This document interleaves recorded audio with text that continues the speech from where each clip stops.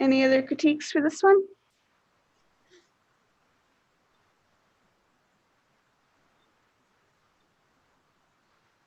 Yeah, I agree. I really like Bob's jump here. I think it looks really nice. He could probably have a little bit more kind of bounce on his downswings, just to kind of exaggerate his weight a little bit more. But I think you've done really well on that hop. And I do agree with what someone said about the hand being really stiff. I think having some more overlapping acts and more bending in the elbow would definitely help that. Because it's just kind of really long here, having just a little bit of that bend. The rig kept breaking. Yeah, it'll try to make you do weird stuff. Oh, I clicked away.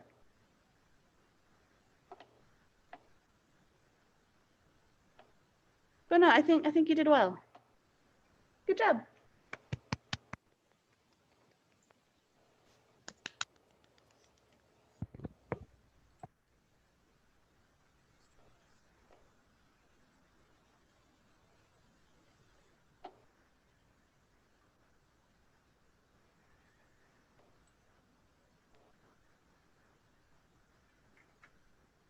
You got some extra black video here. What do you guys think?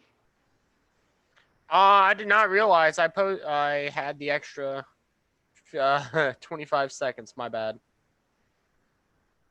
It's all good. It's easily trimmed out. Yeah. I thought I trimmed that out last time. I guess I sent the unedited video. My apologies. It's all good. What do you guys think? You made it a dog.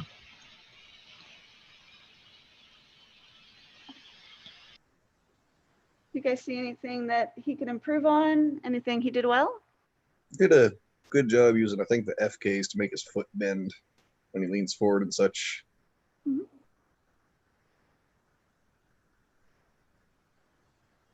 Maybe it's just where I am such a walking accident waiting to happen, but he has a lot of balance there at that last part. Mm-hmm. It just feels like he would, I don't know, it feels like he would topple over there. Mm-hmm. Yeah, I agree.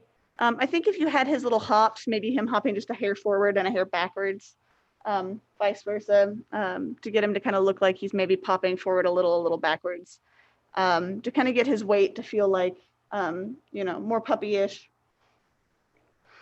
Okay. That might help a little bit too. Gotcha. But no, I think your hand motion here looks very nice. You got some nice motion in here. Could probably use a little bit more overlapping, just a hair on your fingers. They all kind of touch his head all kind of at the same time. Some very subtle things, but the little kind of petting motion looks really nice. Okay. I wasn't able. I was gonna fool around with the graph editor a bit, but I didn't have enough time to mess around with that. Mm-hmm. I had to do most of it last night. Me too. Hey, high five.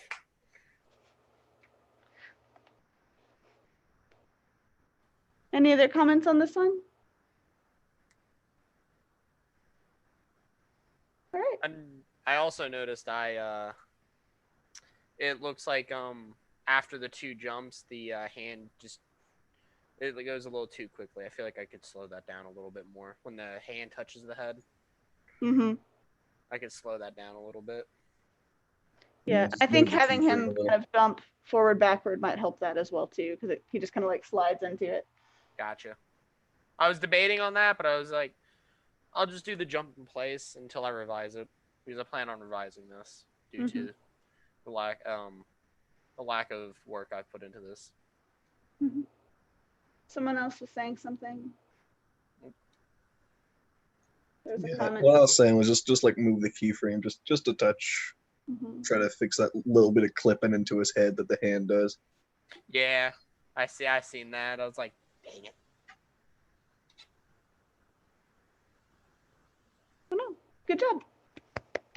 Yay, thank you. Thank you very much.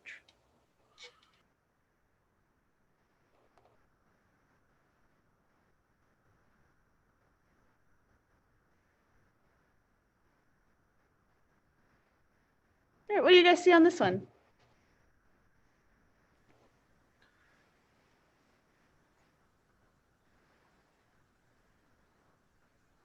A little bit of popping on the joints when he jumps around in the circle like that. Mhm. So And I it- will say, taking a character 180 can sometimes do weird things to rigs. So what may have happened here is when you were taking it, you needed an extra keyframe or two to kind of keep it from becoming disjointed. Along with that, he hops on his tippy toes as well when he goes in that circle. Mm-hmm.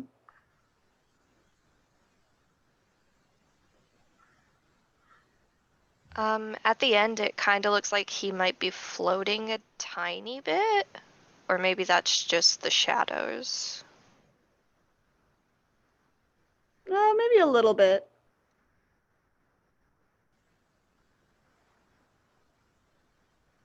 What else do you guys see?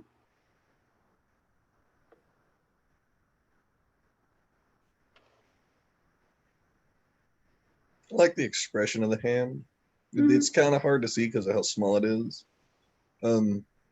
I might have looked for something a little more centered so you can see both of them together a little easier. Mhm. The camera angle's kind of security camera-esque. Mhm. Yeah, I rushed this one out. Hence why I'm missing my 3 separate camera angles. Mhm. Yeah, I like the angle, but you do need the 2 other ones. I really like his little hops here. You do have that little popping, like I said. I think that's really just where you took it 180. I would look at playing with some making sure you're having enough keyframes for that pop. But you also might be able to fix that in the graph editor as well. And you do need a little bit more overlapping action on the arm. He's very like the signals are very good. It's just he's very stiff. Just a little offset to your keyframes. I think he'd look pretty good.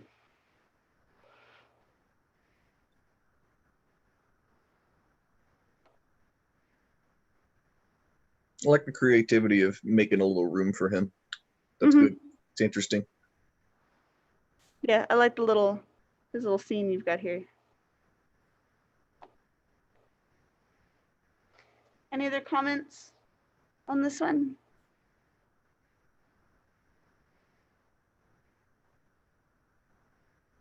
All right, good job. And Nathaniel, you said yours has sound, right? Yes.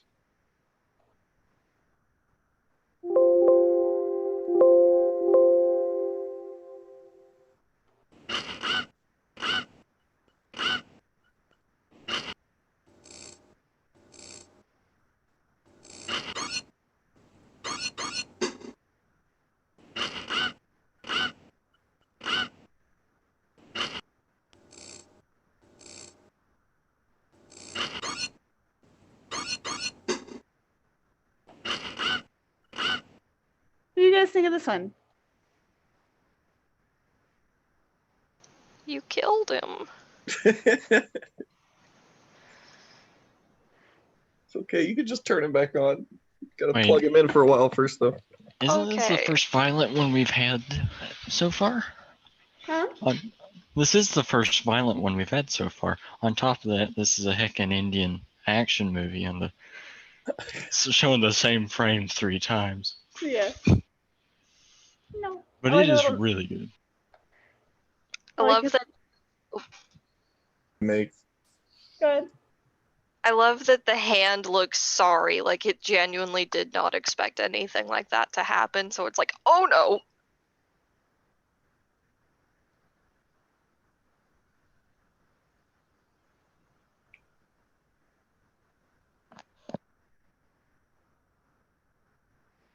Yeah, I like the hand motion that you have on the hand. There's nice overlapping with that little finger waggle. I enjoy doing that. I did the same thing that we learned from the pendulum project, Mhm. where I just went through each joint one by one and offset their keyframes. Mm-hmm. I also like his little first hop that he takes to get over here. Pop. I think that looks really nice. You do have some popping happening a little bit on it, and at the end, I would double check some keyframes on that. Make sure you don't have something like too extremely pulled tight. But no, I like this. It's very clever. No. Yeah, I didn't know if it would be a thing that I went and opened up his mesh so that I could change the shader for his eyes, because I needed something that could be keyed. And so it's just a color that I just reduced the value of to 0 and then set to 1 again. Yeah. If you wanted to make it look more light bulby, since like I feel like that's kind of the look you're going for, where it kind of dims out, there is a light bulb Arnold shader that's just default, that just automatically comes in glowing, kind of has that kind of dome look to it, that you can keyframe and color and do all that. But no, I like this. I think you did good. I forget when I learned it. I used to watch YouTube videos for animations, but like the 3 cuts I do, that was something I looked into a long time ago, and the last one has a little bit of delay to it, which is supposed to amplify the effect of it. And I also like go chronologically backwards in the camera angles so that it makes sense to viewers. Yeah, I think you pulled that off really well.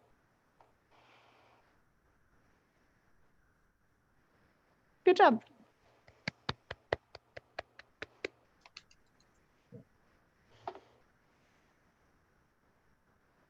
So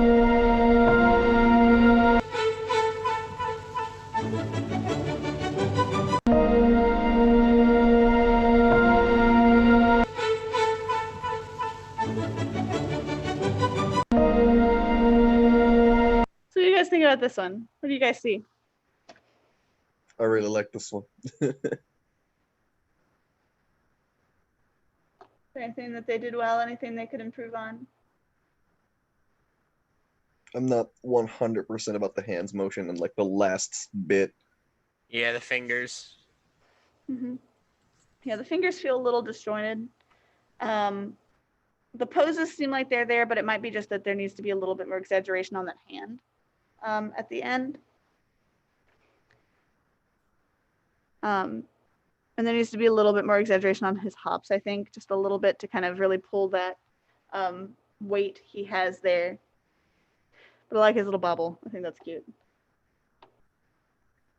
What do you guys think? Anything else?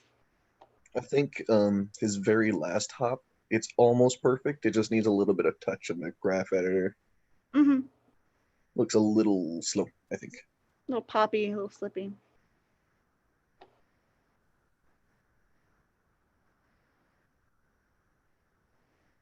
Anything else?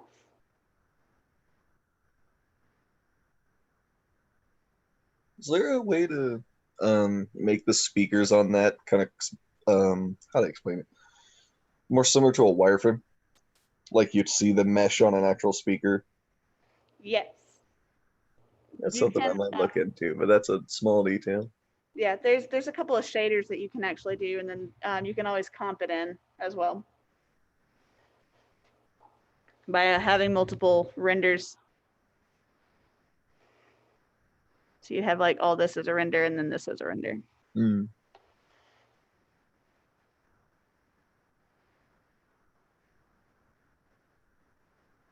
no, I think it looks good. Good job. Very good creative start. I could see this being extended.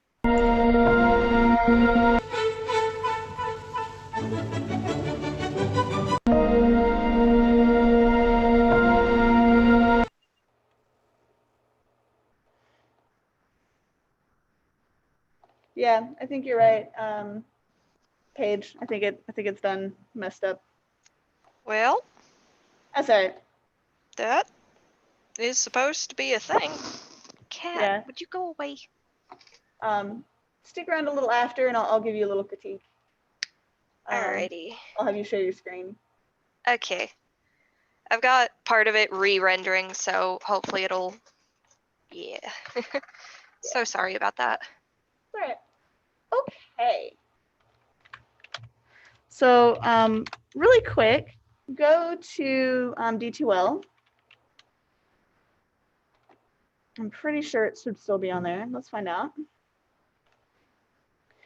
So on here in the content, come down here to the class files section, and just give this hit the lights WAV file a good old download. If you have a different like WAV sound file on your computer that you like know where it is, song, whatever, you can use that for this example too. But a lot of people have MP3s and not WAVs lately, so give that a good download. We're going to be using that in a couple of days, but go ahead and have that there. And then if you want, you can start looking at the other WAV files so that you guys can use it later. But you're going to want this. It's real small, but just as an FYI, like you'll want a WAV file in a few days. Okay. Those of you that can, go ahead and open up Maya.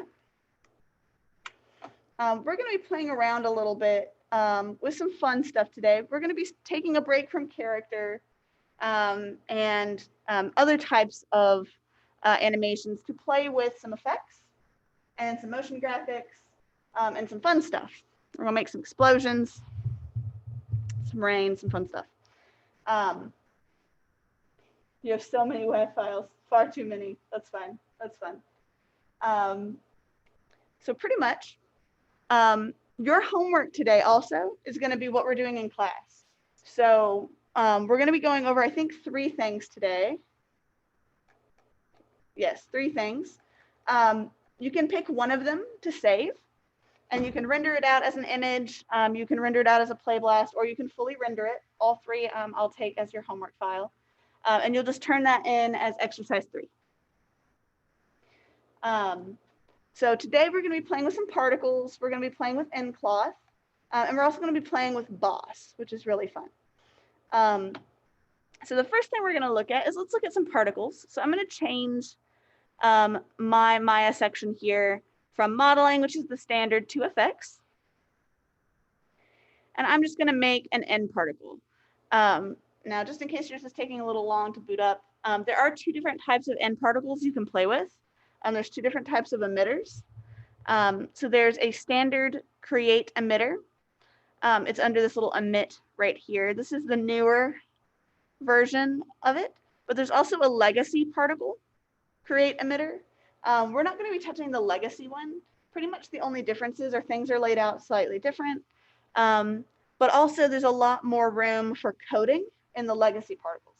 So you can do a whole lot, like you can code it to like follow different things. You can code it to move around based off the code, change colors based off code.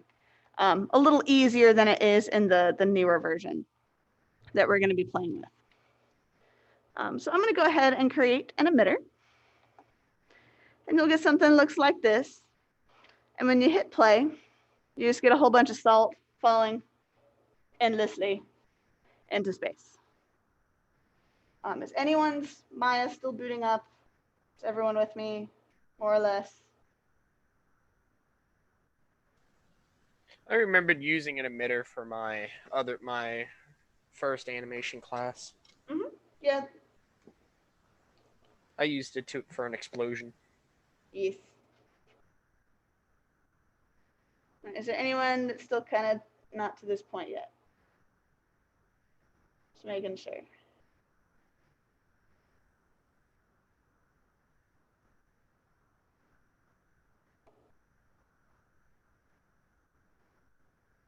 All right.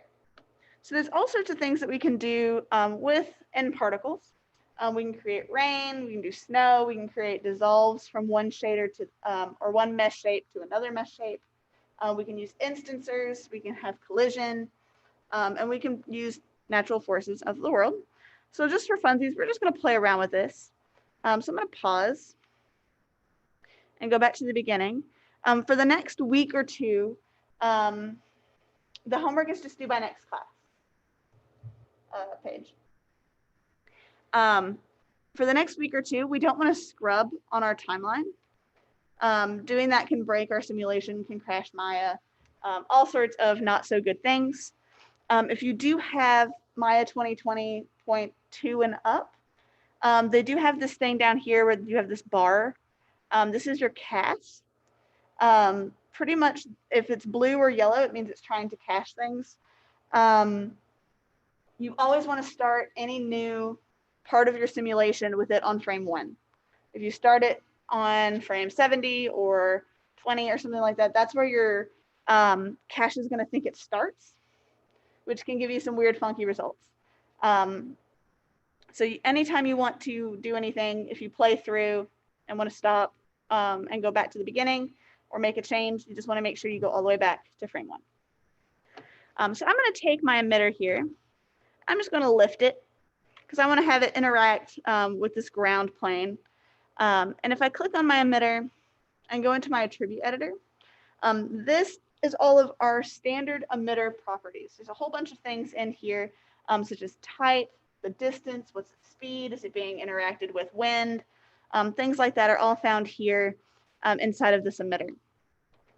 So first off, our basic emitter attributes is this is what type of emitter and how many particles per second are being generated. So currently mine is set to omni. You can change it to directional, which gives you just a one direction. So it's going in direction X by 1. Is it a surface? This is a good way to put it on a mesh. There's a curve. You can make it follow a curve. And then volume is it goes based off of the volume surface and not an object or a point. This is the one I'm going to play with a bit today. I'm going to play with volume. Now you can also change how many particles per second are there being emitted. So you can take this up by a couple zeros. Be warned, you might have some lagging issues. I'm just going to take it up by 1.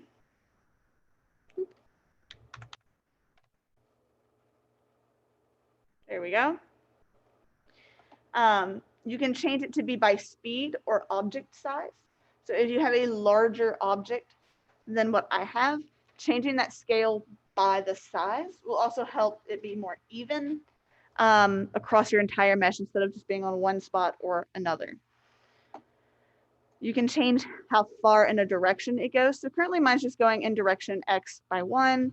You can easily take that in different directions as needed. You can add a little bit of a random to your speed. Pretty much all that says is, hey, one particle is going to fall a little faster than the others. We're not going to see it too terribly much in the sim that we have right here. We can also, at least if you're following along in the volume section, you can change what shape your volume is. So I'm going to change mine to a cylinder. You can, from here, you can scale your shape to get different ones. So now I have a large snow covering of an area. So if I had a character that needed to walk through some snow, I could just make this real quick. No problems. Right off the bat. Now you can also say I only want it to act in a certain area that is keyframeable. So if you wanted it to slowly pepper across your surface, you could easily keyframe that by right-clicking and setting a key. So by 60 seconds, set key.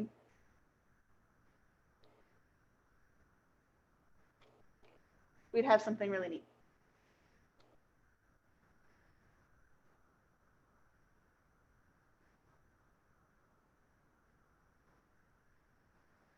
Okay. We also have our volume speed. This is how far is it moving from its center axis or along its axis, its direction. It's just a little bit of extra speed in here. So we could take that down if we wanted, probably not into the negatives. And it's how fast is it moving from this center point. And then we just have some extra emission colors. It only works for NURBS and polygons. So because we're in a volume, it's not going to do anything. But just be aware that part is there. Next we can look at is our nucleus. This is our gravity. This is our world space. Pretty much all of the N texture, particles, effects inside of Maya all work from the same world space. So if I were to create another N particle or an nCloth or an nHair or one of these other N's here, they will all work from this same nucleus right here. Now I can tell it to work from different nucleuses by creating extra nuclei, but they will all work from that same one until told to be to something different. So if you're doing a simulation where you have multiple different particles or multiple different cloths or anything like that, and you're like, I want one to fall heavier, but it's only getting that if I change the gravity like super high. You can't have two nucleuses in here.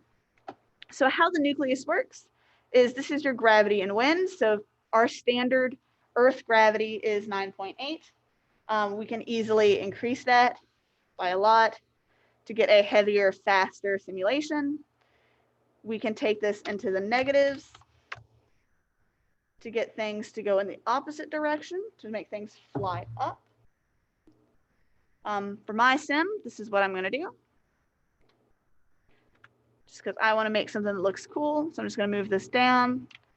You don't have to follow along with anything I'm doing like specifically. We're just trying to, I just want to see you guys playing around in these things. So just pick whichever one for your homework that you like the best. So I'm just going to move this down. I'm going to have some negative gravity. We can change the gravity's direction. We can also change how dense the air is. This will make it a little bit more resistant for the particles to go through. We can also change if there's wind. So if I add a little bit in here, throw some noise on there,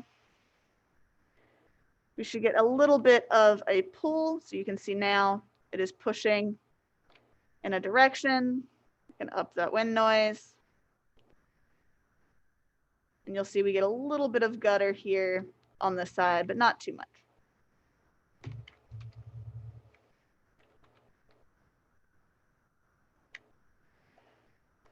Now we can also use a ground plane. So if you have something falling down and you want it to interact with a ground without creating a texture or a plane, you just want to make sure it's interacting with that 0, 0 plane.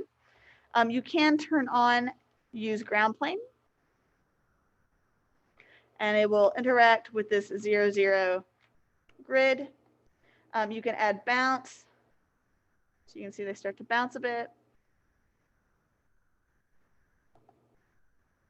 You can turn off the friction and they'll slide a little bit more. And then you can also turn up the stickiness and they'll stick like they've been magneted a little bit. So I'm just going to take this back to the negative for mine. Pull this down here, turn off the ground plane, don't need that. The next thing you need to think about is the solver attribute. So this is your substeps.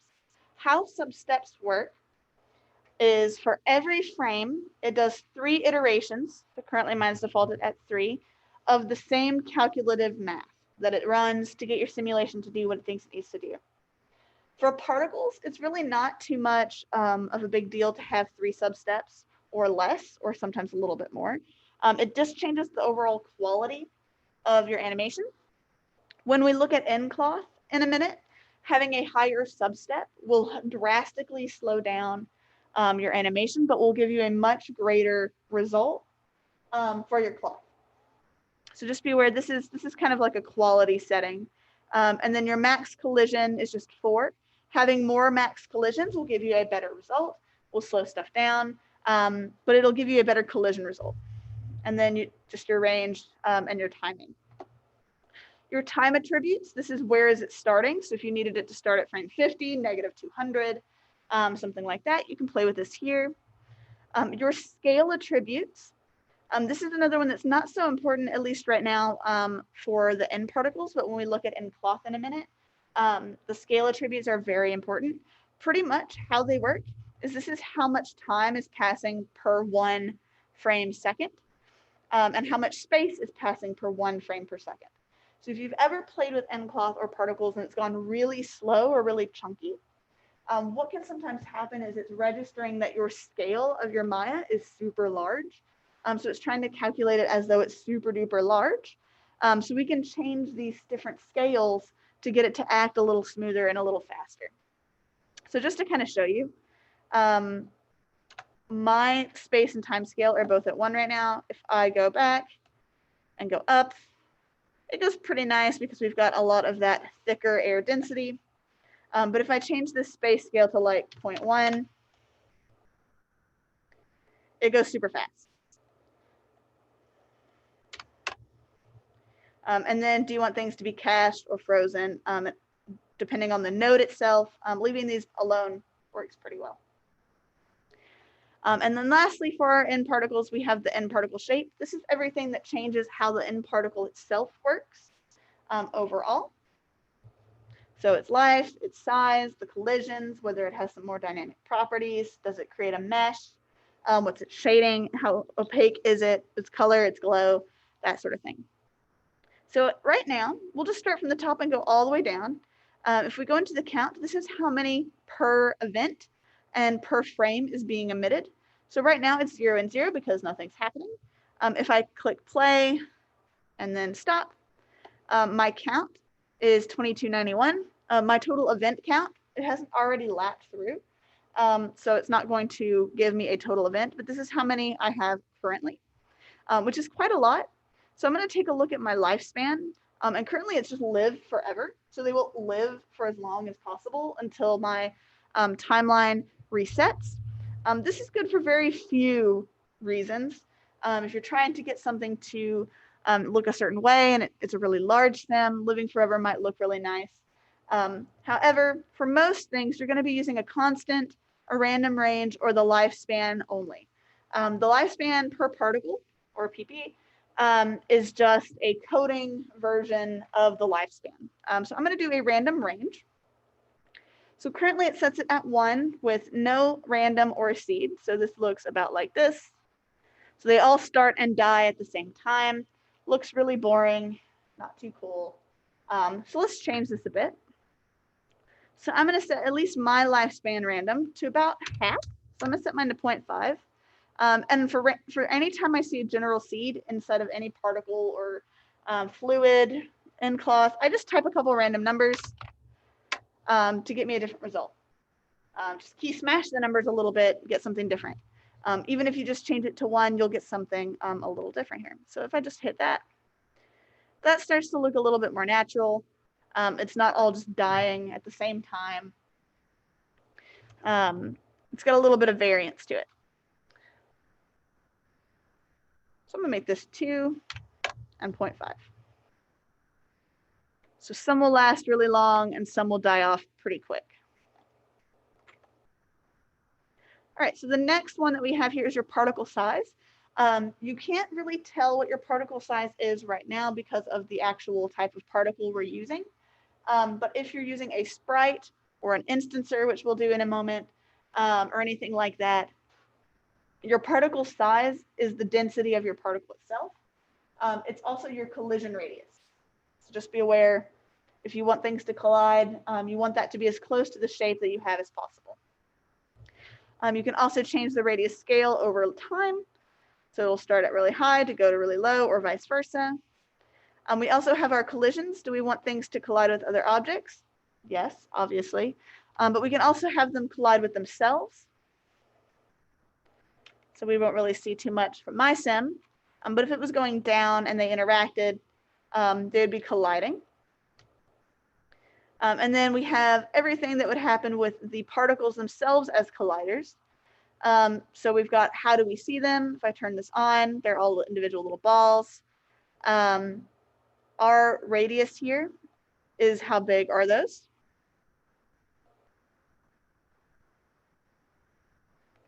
And then our ramp is what is the strength, the bounce, friction, and the stickiness which are all here as well. How much do you want them to bounce? How much friction do you want them to have when they hit an object? How much stickiness do you want them to have? Do they stick to something like they've been stuck in glue? That sort of thing.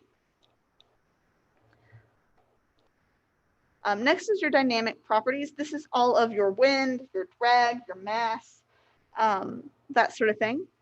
I'm going to turn this back off. So if I take my dynamic properties and say, hey, ignore gravity, it's just going to stay here at the bottom. And we'll get something kind of flickery.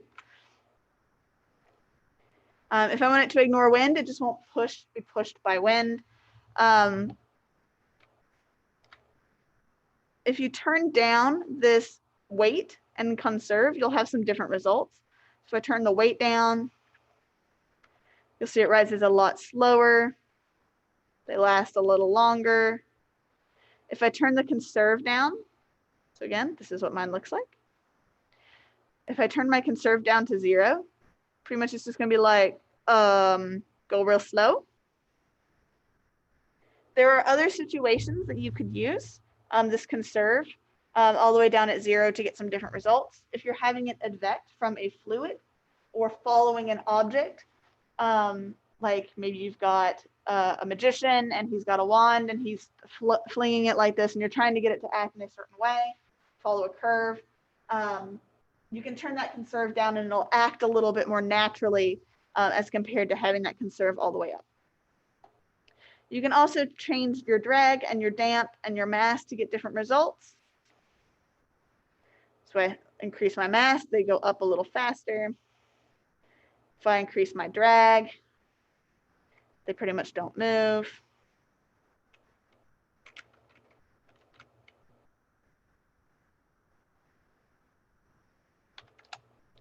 And if I increase my damp, they also pretty much don't move. You also have a mass scale. You can create force fields in here just by turning the force field off or on. You get different self-attracting stuff in here. You can enable rotation. So if you have an object that you need to rotate, you can compute your rotation. There's some other things you do have to do, especially if you're using an instancer to get things to rotate. There's a little script thing you can add in here. Pretty much it's just compute a different rotation type, and it'll let you do its thing. You can add more wind. You can add vorticity to it. So if I add that, push a little bit. I think my damp is still up. There we go.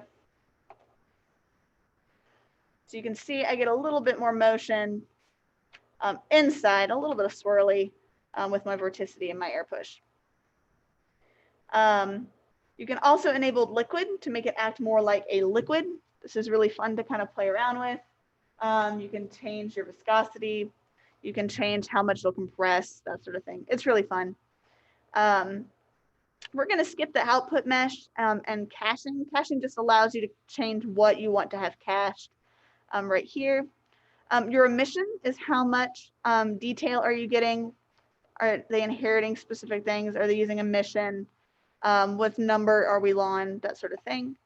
Your shading is all of your visual parts to your particle. So currently I have a particle point type. You can make it multiple points. So there's multiple little parts. Are they streaky? Are they numbers?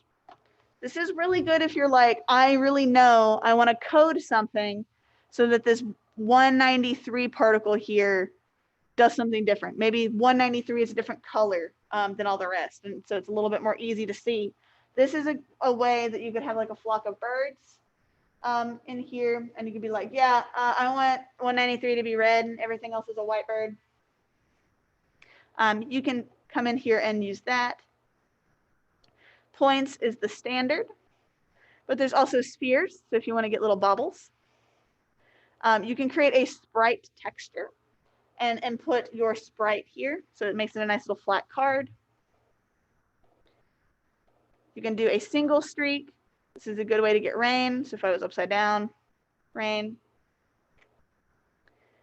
Blobby surfaces, these are surfaces that when they are together and touching, they create more of a blobby shape. So if I make it a little closer, you can see they get a little bit more bubbled toward each other. There's clouds. This is a good way to make snow. It's just a little fuzzy ball. And then there's tubes, which tubes are like bigger versions of the blobby surface. They just do what they want. They look neat. They look like stylized clouds. So for me, I'm just gonna go back to blobby surfaces. You can pick whichever side you like. Remember, we're just kind of doodling-esque with particles here. I'm gonna scroll up, I'm gonna change my life span to maybe be 1. Yeah. Okay. So also in here, under shading, depending on which you choose, you have different things that you can access. So seeing as how my blobby surfaces only really have the 1 and opacity, I can only take them up for my threshold. So what is their threshold? Are they moving at? Colliding with each other, that sort of thing. As well as, do I want to change their opacity to be more or less visible? If you are using a line or a point, you'll have access to line, how many are being shown at a single time, what's their radius, what's their direction, which is the tail, how big are they, what's their overall radius, do they have shading, do their tails need to fade, does their tail have a longer or shorter size, that sort of thing. Next we have our opacity. Do you want them to fade out over life? So I would probably do something like this. So we'll have an full over life opacity scale, but currently if I hit play, nothing will happen. And that's just because our input is just off. So if I do age, it'll be like, hey, every particle has its own age, just fade out over time. We can do normalized age, which is, hey, everyone all at once, fade out closer to the end. Your speed, they fade out the faster or the slower they go. Their acceleration, fade out when they start to accelerate. Per particle, so each individual particle will fade out after they've been created. Randomized, so hey, randomly delete yourselves over time. And then you have just overall radius, which won't do anything. So I'm going to go to normalized age for mine. Now we can also change its randomize and its max. So currently it's maxing out at 1 here. If we take that up to 5, or well, 23, that works. It'll max out at a 23%.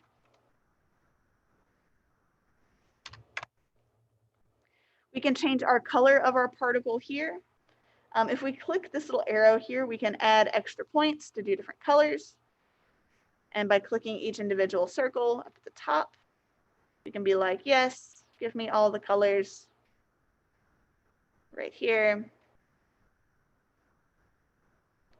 gonna go down the rainbow. Yellow. We can also change how they go from one color to the next with the interpolation. So currently it's linear. If I do smooth and click each one and do smooth, it will change how this overall curve will look. I can also do no interpolation to make straight color choices. I can do spline, which will have a slightly different color change. So if I go to none, you'll see it immediately cuts off to the next color.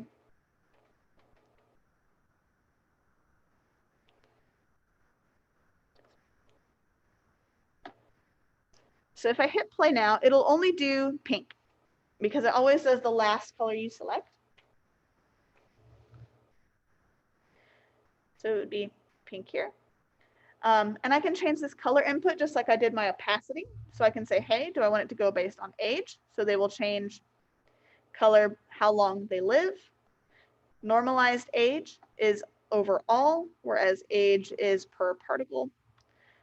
What's the speed? So the faster it is, the more yellow it will be. So you get something really not good to look at the eyes. Acceleration is the same thing. The faster it goes, the pinker it gets. Your particle ID is per particle, so your particle will change based off of its color. Randomized ID, so each one will randomly be its own color from this gradient we've made. And then your radius, again, it won't do anything. It'll just pick the last color. So I'm going to do normalized age here just for funsies. I can randomize it a little bit with your color randomize. So it'll change a little bit. And then this max input will just change how quickly it raises and lowers. We can then change our incandescence if we want it to glow. So instead of having all of these, so I'm going to click my little X's here. Maybe, there we go. Change this to white. So my incandescence is the glow of my particle. So how much color do I want it to glow at any given point? So if I change this a couple times, we'll only do 3 colors. So I'm going to change this one to be maybe red and yellow and purple. I'm not going to worry about my interpolation. So if I hit play again, it'll only glow that yellow. So if I hit render, nothing happens.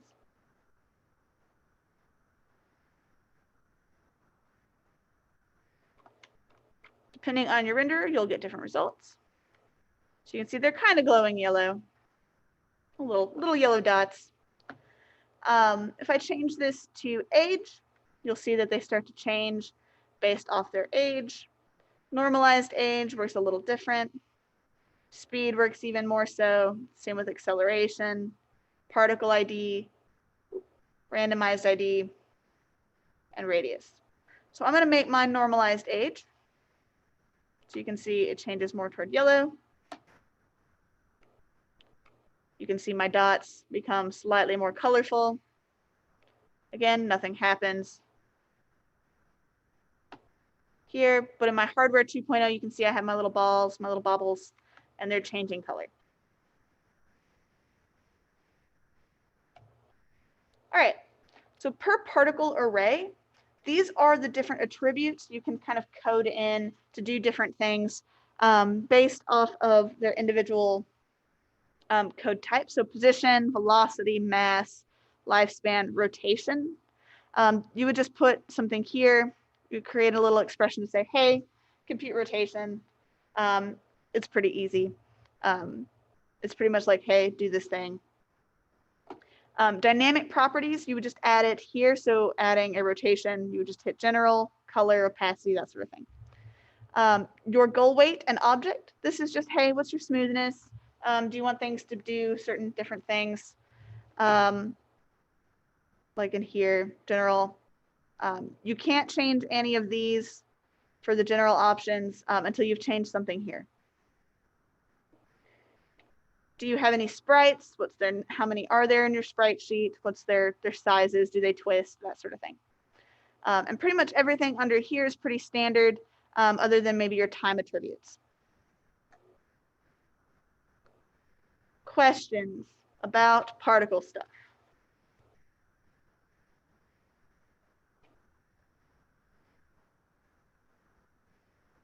Okay, I will assume your silence means everyone is good. Everyone knows particle things. So I'm just going to delete these. And I'm going to create another particle, but I'm going to make an instancer. So I need a shape. So I'm just going to click any of my shapes up here. I'm going to just make one of these little diamondy hexagon-y things because I think they're neat. And I'm going to create a new emitter. I'm going to lift my emitter up because I want these to kind of fall and bounce off each other and do cool things. So I'm going to click this and I'm going to say, hey, I have this shape. I have this particle. let's create an instancer. So when I hit play, I have a whole bunch of shapes of that same type that'll fall. And I can hide my original platonic, my original shape here. But be aware, whatever I do to this original shape, even if it's hidden, will change it about our emitter, our instancer.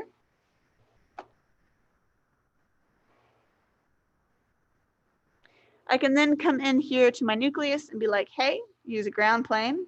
I want things to interact with the ground.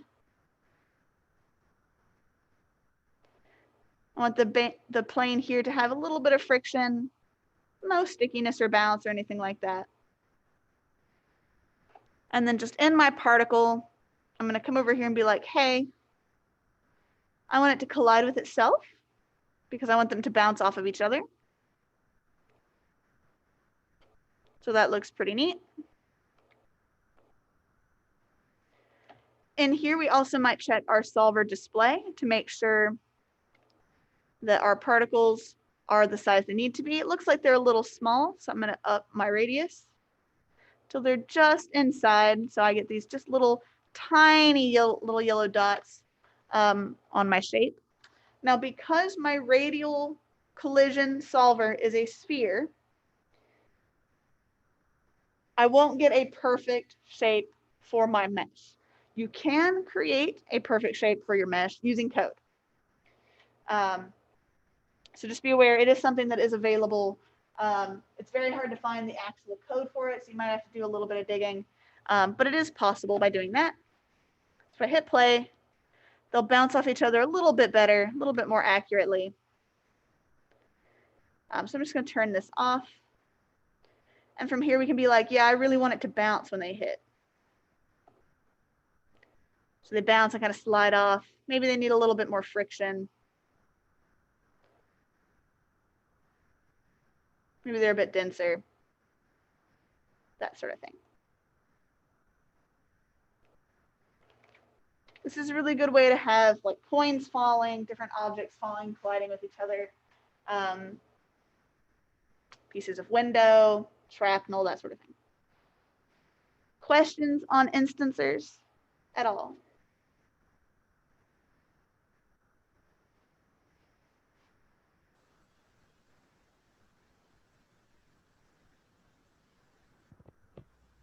Okay.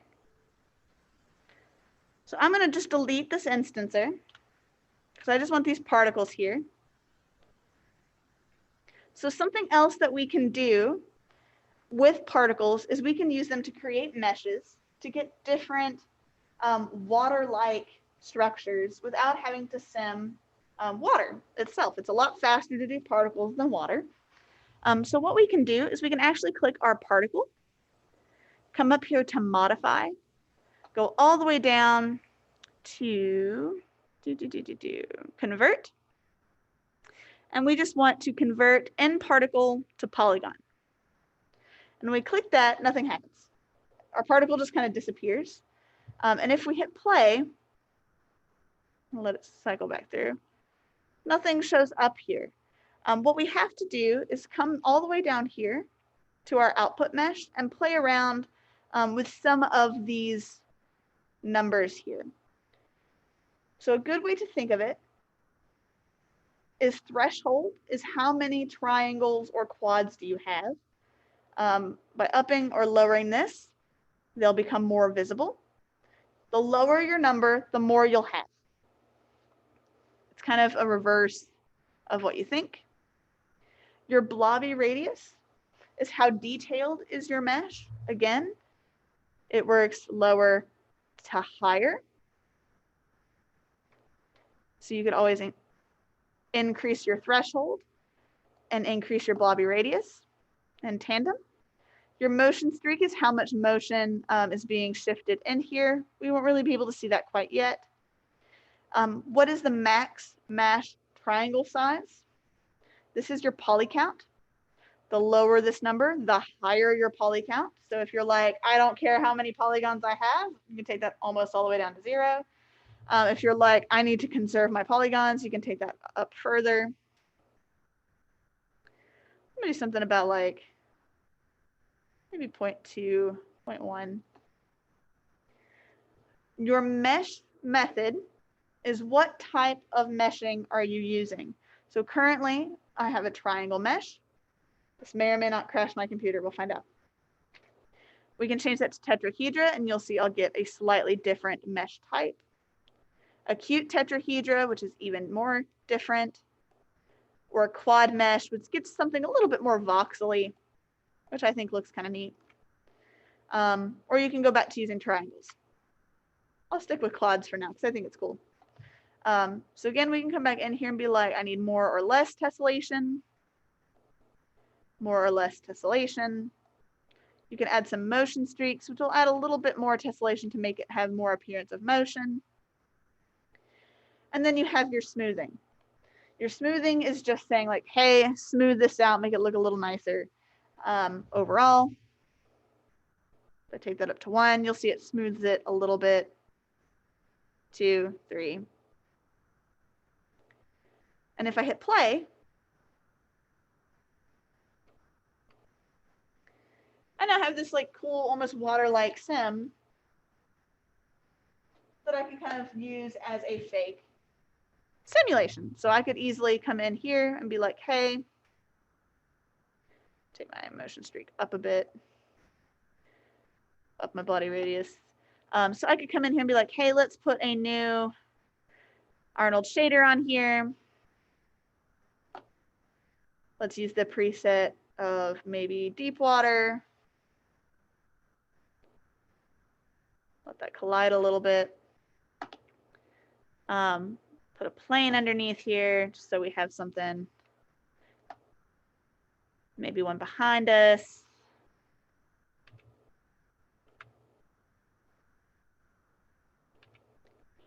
Like so, just so we have a background. And then I'll put in a sky dome. And if we take a look at this with Arnold,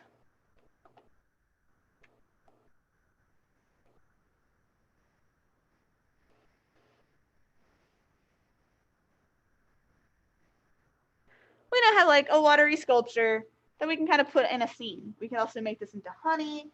Maybe you've got a cup that you've modeled that looks really cool that you need water for. You can use this to make water instead of simming a water sim because it'll go a lot faster. Maybe you have some droplets that you need to sim out or icicles or something like that you just need to look cool real quick without having to sim something to get that aesthetic. This goes by really quick. Any questions about converting a mesh into, or a particle into a mesh?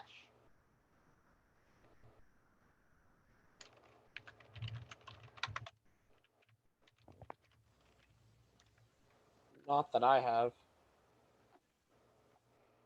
All right. So I'm just going to delete everything that I've made here. I'm actually going to leave my sky dome and planes. And let's take a look at nCloth. So nCloth is Maya's cloth generator.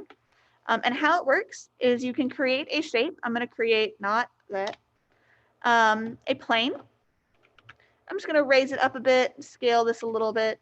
And depending on how many vertices you have in here, how many faces, the more likely you'll get better geometry. Just like the more triangles, the more quads you have when you're creating a mesh, it works in the same way. You want to have more stuff in here and on your mesh so that you can get a better result. But what it'll do is it'll take a look at my plane and be like, hey, let's bend stuff like it's cloth.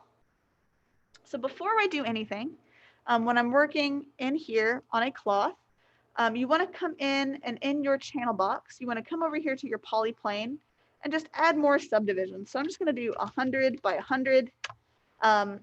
If you're on a super beefy computer, you can go up to like 3 or 200. The more tessellation you have, the more likely you'll get a better result and what you're looking for. So what we'll do is I'm going to make this my cloth shape, but I'm going to add something in underneath it for it to interact with a colliding shape. So I'm going to do a box. You can pick any shape you like. So I'm just going to make this box right here. So when my cloth falls, it'll land on my box and make maybe like a tablecloth or something like that. Make it a little bigger. Okay. I'm just going to put some Lamberts on some things, just so that you guys can see them a little clearer. You don't have to follow along with this part if you don't want.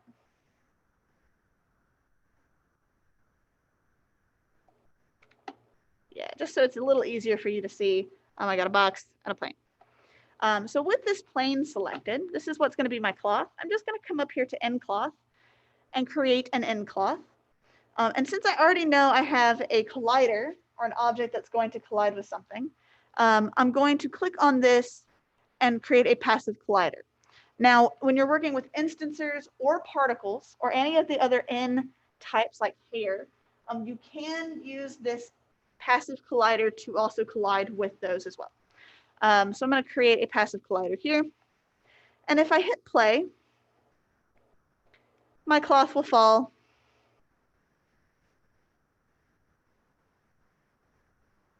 It's not colliding with my ground. It's just doing its own thing. It's going to like rebound off, fall off, and go into the oblivion under space under here. So I now have this like blanket looking thing that's fallen off of my box. So let's also make our plane here, this passive collider, and do this again. So see how it's going kind of chunkily?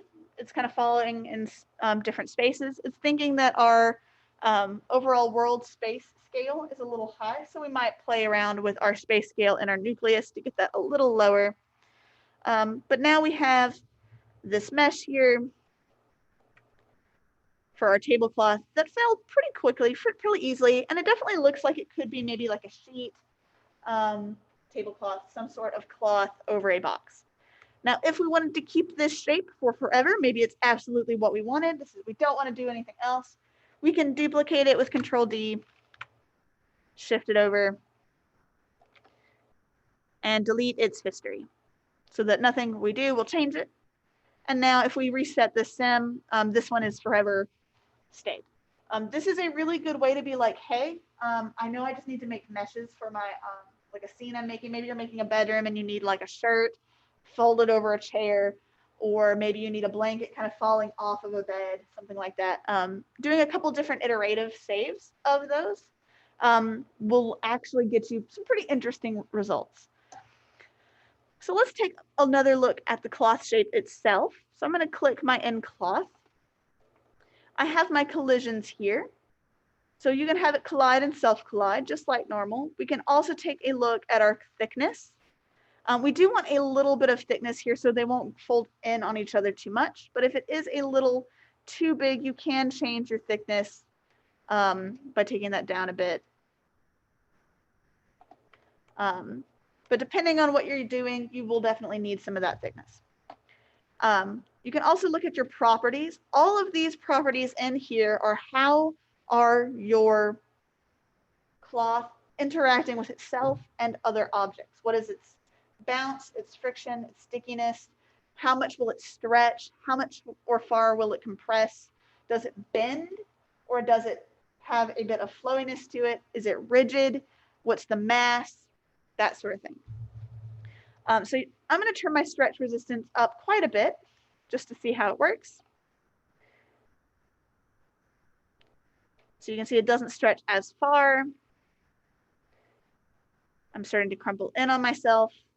So all of these black spots here, that's where the mesh itself is overlapping with itself. And that's happening because I took down my thickness. So if I take this back up to 0.2 and redo that, I won't get near as much of that flipping inside out. See?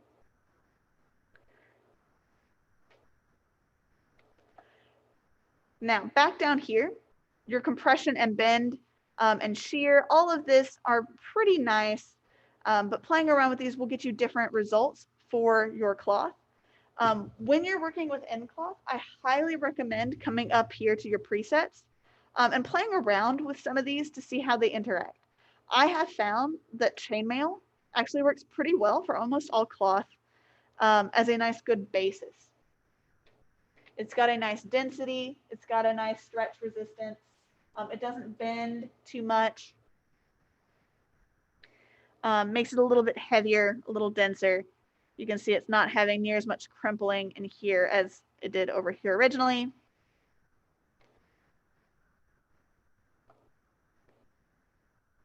And it's heavier, so it's got more mass.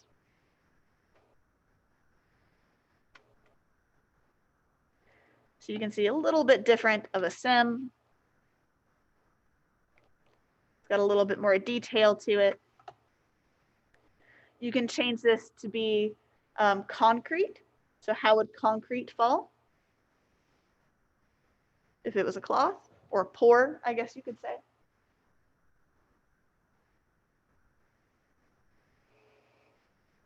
Interesting. Does something different.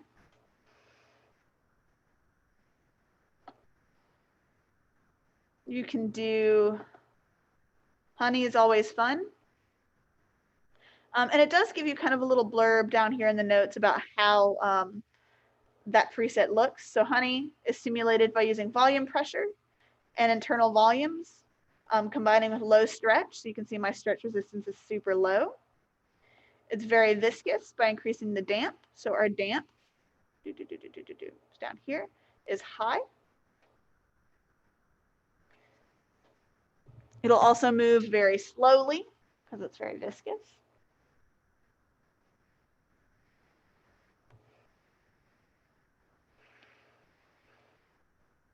And then it explodes. Where did you go, honey? There it is. So it exploded. So I'm just going to change this to thick knit. So you can see this one is simulating a sweater material. It's stretchy but lightweight and damped. So you can see my damp is up. You might need to increase stretch resistance for higher gravities or if you're moving. And it's not too springy. Or if it is springy, increase the damp a little bit more.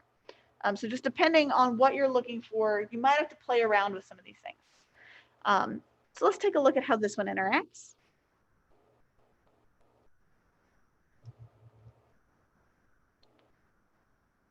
So that seems pretty nice. A little bit more tableclothy or bed sheet like. I'm going to pause, give this a click. So what we can also do in here with the presets is if you're like, this looks really good, but I think it could be a little bit heavier. You could come in here and be like, hey, let's add a little bit of a different one, maybe only like 10% or 25% of something like thick leather or t-shirt.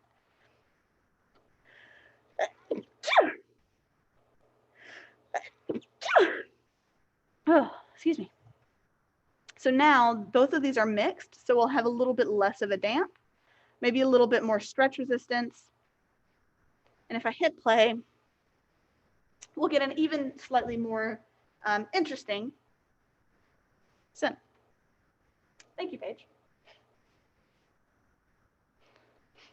So you can see we're still getting that kind of lightness here on the edges that we were getting, but now it's falling a little faster. It just seems a little heavier.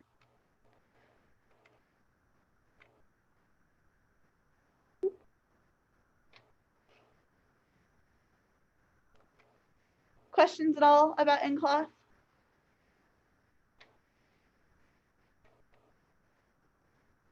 Okay, so we're just going to do one more nCloth thing. So I'm going to delete that, delete my other plane, delete my rigids and all of that, delete my cube. And I'm just going to make a ball. So we can also change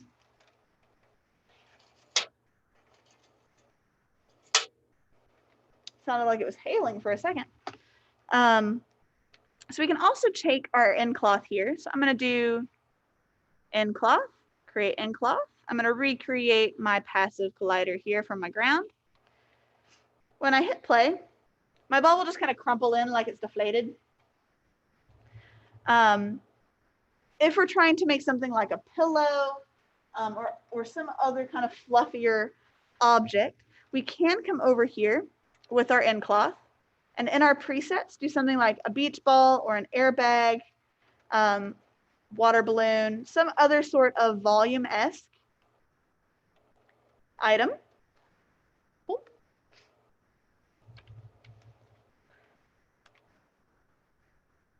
And when we come down here with things like this, there's a pressure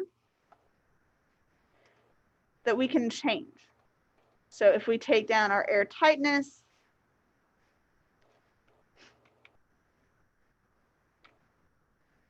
it's how tight and compressed is the air. If we do something like an airbag, get something a little bit bouncier. And we can see that our air tightness is all the way up. We can also change it to manual. So if we're like, this still isn't doing it for us, we can come over here to manual. Currently our pressure is 0. So again, it deflates. Up our pressure. A little less deflate. And so forth. So that's pretty neat. And you can also keyframe things inside of here. So let's do something together, just in case you're not following along. This is one of those parts that would be homework-ish worthy. So I'm going to make a mesh that's kind of this long rectangle, because what we're going to do is we're going to create a curtain. So maybe you're building a room as a model, and you need a curtain to cover a window. Maybe the curtain needs to billow or something in the wind. You can also animate it. But I'm going to make this shape here. And I'm going to come over here to my channel box. And in my poly cube, I'm going to create a whole bunch of subdivisions in the width. So I'm going to type in like 100. I need quite a bit. And then I'm also going to just create one more in the depth because we want this middle one here. So I'm going to just click on this one just to make it a little easier and pull that down a bit. You don't have to do this part. It's just a little easier for you guys to see on the video and in the recording and things like that. So now what I'm going to do is create a plane. I'm going to rotate it so it's standing up at 90 degrees. Lift it, expand it a bit. Delete that floor, delete that background.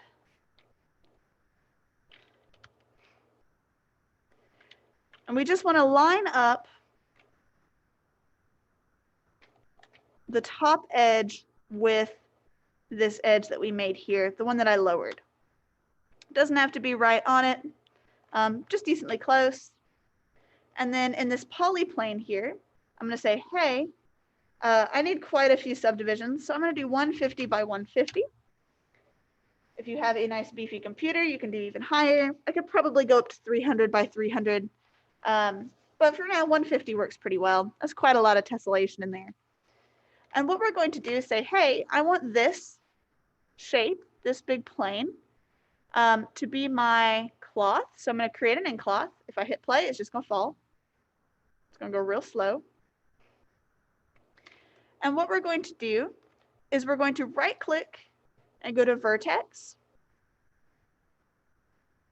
And I just want to get this very top layer of my vertices. Now I can also hold down tab to remove them if I get too many, or you can use tab to only click the top ones. If you do get some of the lower ones, it's not going to hurt anything. It's not going to do anything weird, but makes things a little easier. What we're then going to do is with our object here, holding down shift, I'm going to click on it and go to its vertex. And I'm going to shift to add just its vertices. If I hold down tab, I can just paint those. Might need to delete things. For this part, you do want to make sure you're only getting those bottom ones in the center. If you get some of the front or the back ones, it won't hurt things too much, but it'll make your life a little easier to have just the one. And what we're going to do is, since we have both of these selected on these vertices, we can come up to our N constraint. So this is another N object inside of Maya. So they'll work with our nCloth, our nucleus, and that sort of thing. And what N constraints do is they're just constraining things a different way. So you can constrain things as components. You can constrain components to components. You can create force fields that kind of draw things in. You can select just one point to a surface. You can make things slide across surfaces. You can make things tearable, that sort of thing. And we're just going to do this component to component. And you'll see, if I zoom in, I've got these little dotted lines that kind of connect each of my points to other points on my other shape. And if I hit play, my cloth no longer falls. It just kind of hangs there, kind of waves a little bit. It does some cool stuff. Kind of pulls in a little bit, but not too much. You can see it's starting to kind of ripple toward the bottom where it's pulling fully, and that's okay. So I'm also going to come over here to my nucleus because it is going really slow. I'm going to take my scale attributes, and I'm just going to take my space scale down to maybe 0.7. See if that might help with my speed a little bit. It's definitely helping. It's still a little glitchy. You might need to take yours down a little further. But for me, I think 0.7 will work pretty okay. You can see it's going a lot quicker. We're getting a lot more ripples. It's really trying to pull down for the gravity. So I'm going to make this a different cloth preset. So currently it's just the standard. It doesn't have any bend compression, doesn't have any stretch compression or anything like that. I'm just going to make it the chainmail because it's the easiest one right here. I know it's got a heavy stretch resistance. It's got a nice damp and drag heavy mass. It's going to take a minute to solve. It will slow down quite a little bit.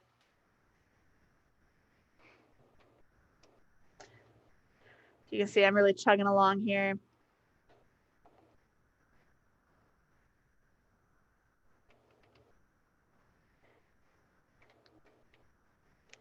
Might take my nucleus down maybe to 0.1. See if that helps with my space scale. Not really, a little bit.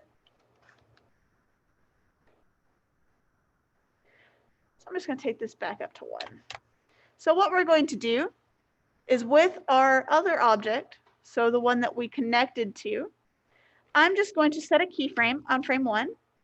And then by frame 15, I want it to have compressed in by a good like half, because we're making a curtain.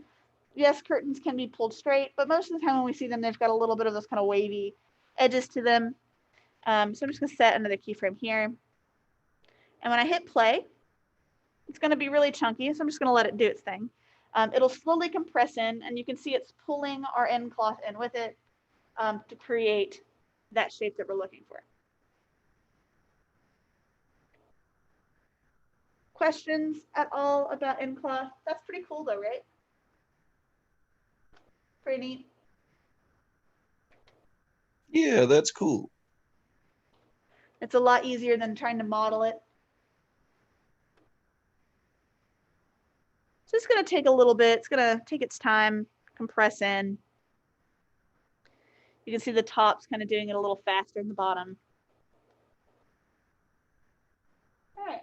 Any questions about this before we move on to the next thing?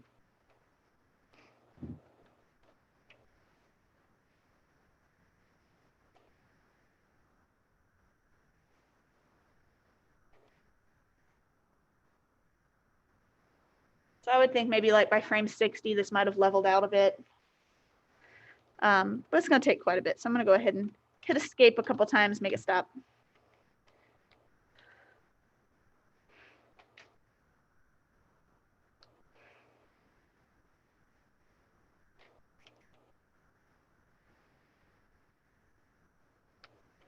Here we go.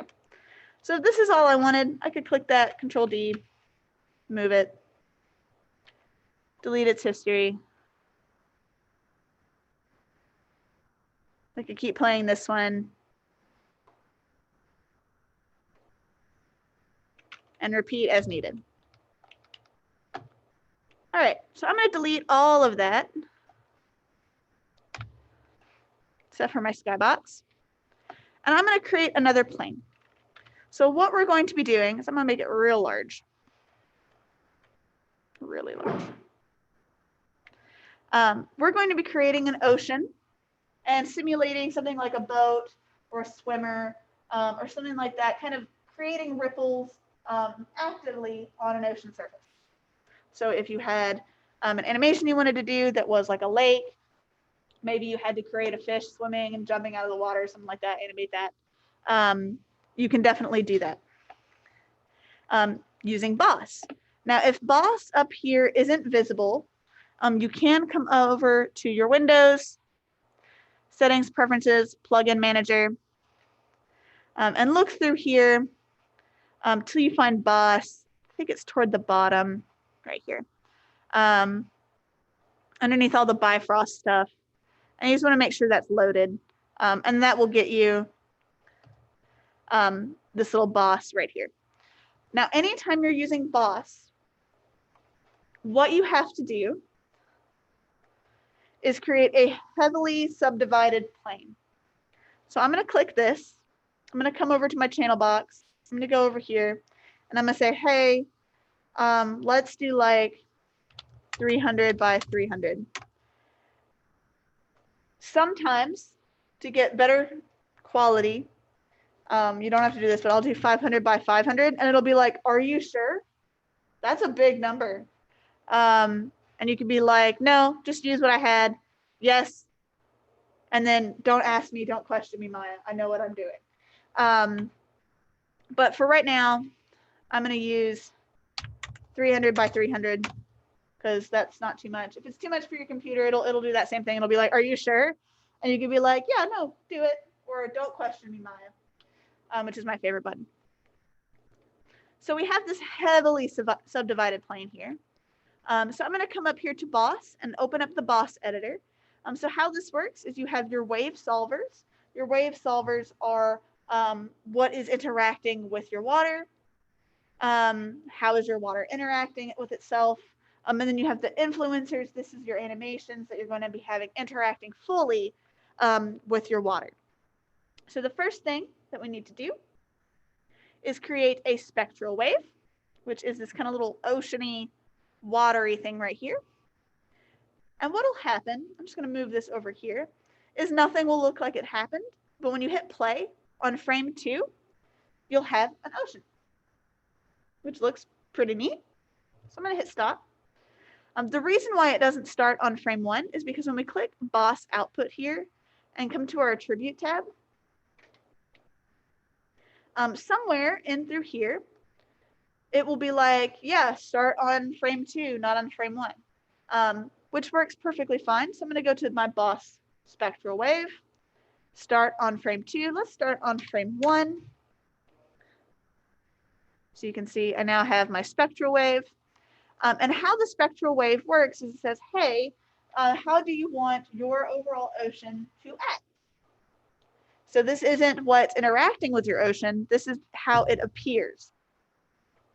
So your space scale is, again, that space scale. Is things running a little chunkier? Do you need to make that space scale smaller? Does it think you're running on like 100,000 meters when you're really only working with like a couple hundred yards, something like that? Your seed is how is the waves running? 1, 2, 3 is always the default. If you make a Boss ocean, it will always start with this. I just like to click a couple random numbers, change that up a bit, get a slightly different wave sim. So you can see I get some more waves kind of radially. Your resolution is the overall resolution of your waves. 512 by 512 is pretty nice, but you can always increase that with iterations of itself. Your gravity, are you on Earth's gravity? Do you need a heavier gravity? Do you need a lighter gravity? How deep is your ocean? The default is 10,000. The smaller you go, you'll get a slightly different wave sim. The larger you go, the more different you'll get as well. Most of these things in here are just math based off of what you need to for like wave height, velocity of your waves, that sort of thing. Most of these standard ones for our purposes will work perfectly fine, but changing the wave height, depth, and gravity will get you some pretty good results for what we need.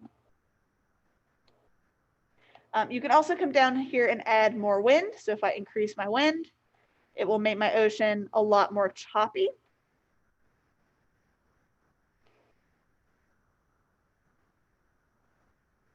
I'll take that back down to same in the reverse. If you remove your wind, you'll have a lot lighter ocean. So I'm going to leave mine at pretty light, just so it's a little easier for you guys to see the animation when we do it in a second. But definitely play around with some of these. You can also turn on colliders, all sorts of things in here. But whatever you do, when you're ready to render, you want to enable foam last. If you turn it on too early, your computer might like die. I know mine at home does. And then I'm going to turn on use colliders right here, because I want to be able to collide with an animated object, like a swimmer or a boat or like a pool toy or something like that. Now in here, if you have this where you like it, you can click this little button right here to create a cache or to delete a cache. If you need to delete your spectral wave for whatever reason, you can hit the delete button. Just deleting it over on the side might not work. You might get something like a half and half, or it might break something in your Maya scene. So just make sure if you're going to delete the spectral wave, you just hit the delete box here. You can also turn it visibly off and on with this little check mark. So I'm just going to turn mine off. And what I'm going to do now is I'm going to create an object. So I'm just going to create like a sphere, make it a little bigger. And I'm just going to keyframe it, doing some stuff really quick with no rhyme or reason. Be like here.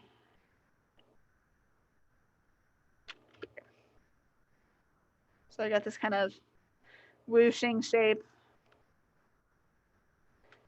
Stretch that out a bit. Something like that.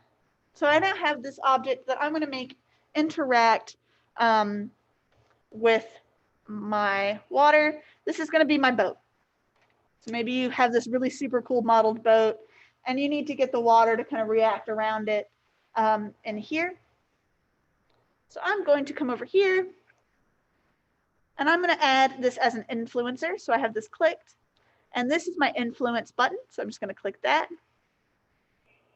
Oh, I also have to make a wave solver here. So let's click this little first button. I'm going to click my object and now I can create my influencer. So with this influencer, pretty much what it does is it's like, hey, interact and make ripples in my water. Now, if I hit pause, nothing's happening. We don't really see anything, right? There's no ripples here. But if you look, there's a very slight difference to my mesh. Very subtle.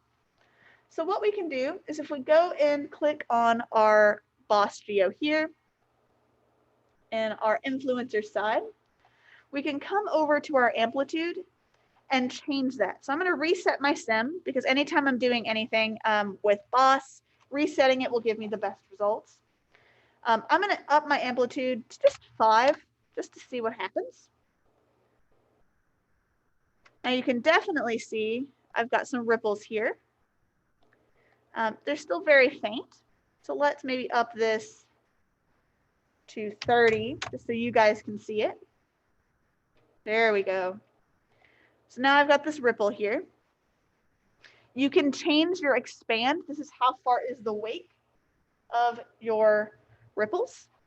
Do you need to add any smoothing? Maybe it's coming in a little bit too choppy or a little bit too pixely. You might have to move that expand. You could also offset extra ripples. You can add a collider, which you do need to have it collide with your object. And then if you come over to your wave solver, you can change the wave height a little bit further to get it a little bit more exaggerated if you need it. Be warned, if you have this playing on repeat and don't reset it, something like that can happen at the beginning of each animation. So if I just let this play through, let's see if it'll do it. It'll look like I've dropped it into the water and it's creating like super big waves. So it didn't do it. So just be aware, like you can really change how these work. So if I come back over here, let's do like maybe 10 by 15 smoothing. Maybe offset it by 5 and 5. You can see I get a lot smoother and it starts offsetting almost immediately.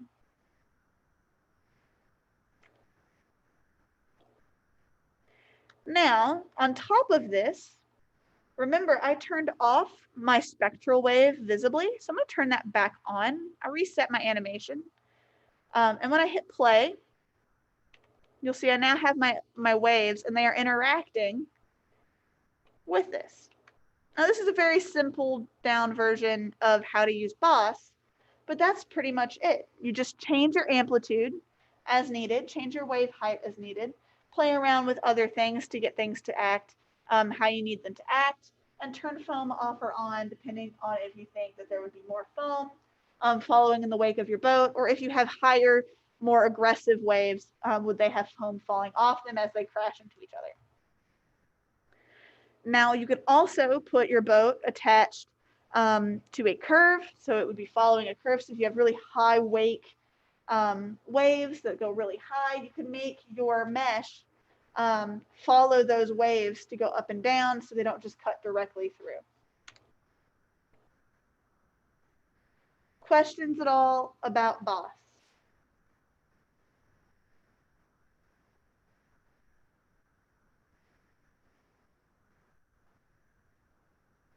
Okay. So yeah, it's really neat.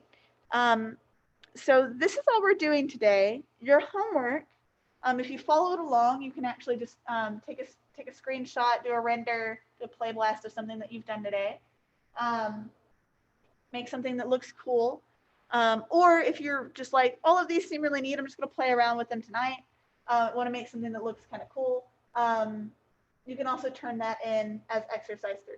So you just need to do one of the 3 things that we did today. You can do something particle related, something cloth related, or something boss related. Just so I can see that you kind of understand the concepts of them. Questions at all? And that's also just due by class time on D2L next class. What exactly are we doing for the exercise? You can pick any of the 3 things that we did today and just do a render, a play blast, or a rendered animation if you want. And just turn that in whatever version you like best. So you can do anything particle related, anything cloth related, or something boss related. You don't have to do all 3, just one of them.